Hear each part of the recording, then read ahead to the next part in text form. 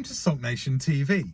In today's episode, I'm going to be looking at the 3 areas that BMW got wrong with the first gen BMW Mini. Now, for me to say there's 3 areas that they got wrong, it's quite difficult because I do love the R53 so much.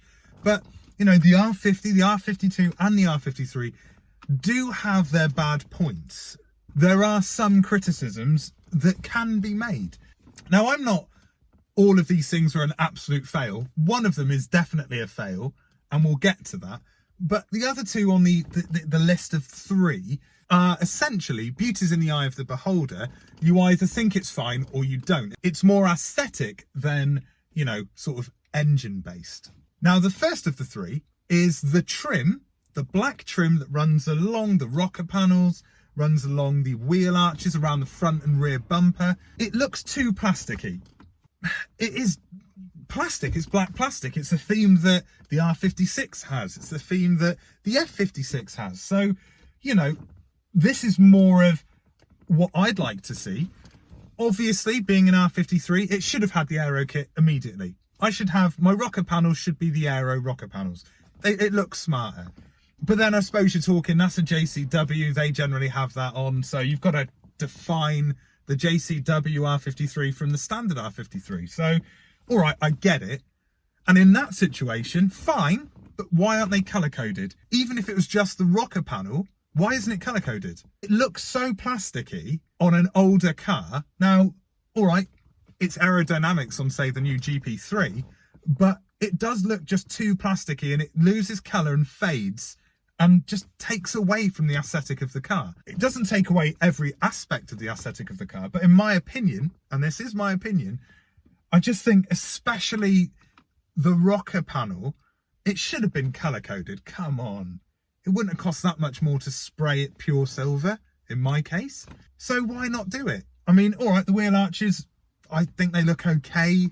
But with it being black plastic, it does fade. Now, yeah, I'd love a front splitter. Yeah, I'd love a rear diffuser as standard on an R53. But I get the fact that, you know, the JCW and the GP1 in the first generation Mini case, I get the fact that they need to have something that stands them out from a standard Cooper S. And with the ability to modify these cars aesthetically as well as mechanically, I could put a front splitter on, I could put a rear diffuser on, and in all fairness, I could probably, and when I say probably, I mean, I know I could just spray, you know, the rocker panel and the wheel arches body colour. I could get a can of the same pure silver paint and do that. Number 2 is the interior quality. Now, I like the layout. I like how it looks. I've got the dual clocks behind my steering wheel. I've got the chrono pack essentially, and you know, I've got chrome surrounds and I quite like it. It looks really good.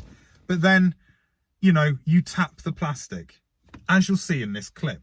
So here we have the interior. I mean, this is the best example. I mean, that's very plasticky. And I mean, it looks really good, but it's just a little bit too, it could have been better. The layout's lovely, but it's all very, you know, like this just pops off like that. And, you know, it's just a bit too plasticky. It's a bit too, nah.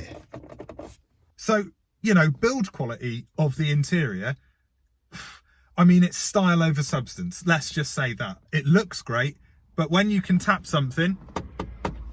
and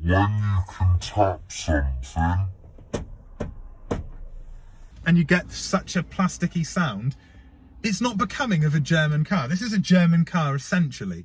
If I compare this to sitting in a BMW, like a 3 Series, or if I compare it to sitting in my VW Golf, the interior finish is better. Now, all right, the Golf is 8 years younger than this car, but I've driven BMW 3 Series and 5 Series from this era, and the interior quality is a lot better.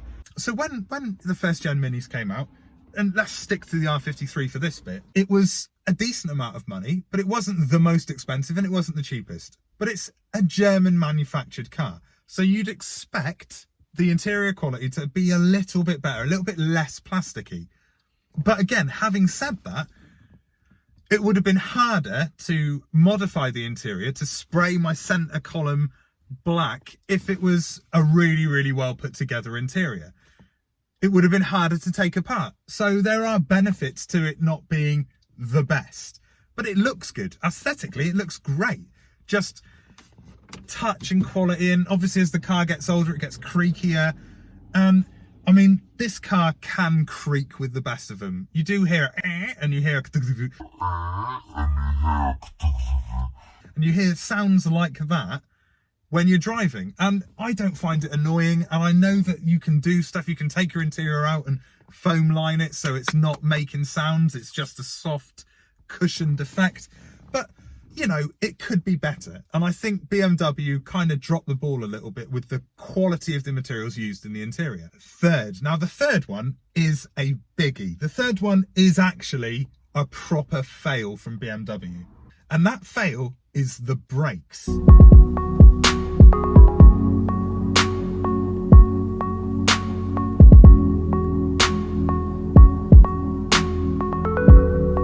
If you've watched previous videos of SULKNATIONtv, you'll see that I replaced the standard brake discs with grooved and drilled discs, but I kept the calipers the same, so they're still the standard calipers. I bought new calipers for the back, but they're all the same size as it would be standard. I've just got better pads and discs.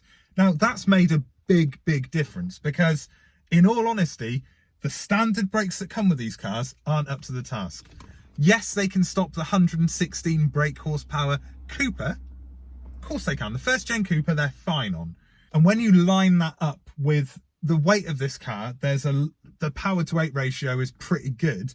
The stopping power does not match in any way what it needs to. It doesn't. And it was bearable before I reduced the pulley. When I first got the car, it was bearable, but it was still start thinking about braking quicker than you would in other cars. Since doing the reduced pulley, they weren't up to the task. They did not cut the mustard. And they're better with the M-Tech brake discs I've got on there and the Brembo pads I've got on there. They're much better. They're still not quite good enough. I'm still going to have to do a big brake upgrade at some point to match the power that this car provides. And that's not a good thing, BMW. That isn't a good thing. You got it so right in so many ways. And to be fair, 2 of the 3 things you got wrong on this list are purely aesthetic and personal opinion. It's not, you know, the interior, I love how it looks, but I think the build quality is not great. But that's me. Whereas I think pretty much every R53 owner, even ones who've left it standard, would say that the brakes need to be better. The brakes should have been better. So when the JCW came out of the factory, it had a bit more power than the standard Cooper S, but it wasn't like a ridiculous amount of power. And yet they had what then became the R56 brakes. Bigger calipers, bigger discs, and better stopping power. The brakes didn't match the 170 brake horsepower this facelift R53 came out of the factory with. So, you know, it would be naive for BMW to think that the owners wouldn't want to reduce their pulleys on their supercharger to enhance power. So you'd think that they would have thought ahead a little bit more and gone, oh, maybe you should make the brakes a little bit better. Maybe they should be the same brakes as you get on the JCW, just without JCW printed down the side. But they didn't do that. You know, even with better discs and pads, it's not quite on the same level as the amount of horsepower that this car can produce. That is the only real fail that I can find with this car. In previous videos, I have mentioned that, you know, the engine, especially the top half of the engine, can be a little bit leaky. I myself have a slightly bad oil cooler that's got a slight leak. And, you know, that's a maintenance issue. That isn't a fail. That's not somewhere where BMW have gone wrong. The brakes truly are somewhere where BMW failed. They've gone wrong with this car. But it is easy to correct. It's simple to buy a new set. It cost me 138 quid for the M-Tech discs and pads. I put Brembo pads on the front, M-Tech pads on the back. And, you know, the stopping power is almost matching the power that in horsepower the car produces. So it's not the end of the world. It's not. BMW have done very little wrong with this car, in my humble opinion. And that's a bit of a big whoops moment. And that's it. The other two, as I mentioned, it's more my opinion. So I love this car.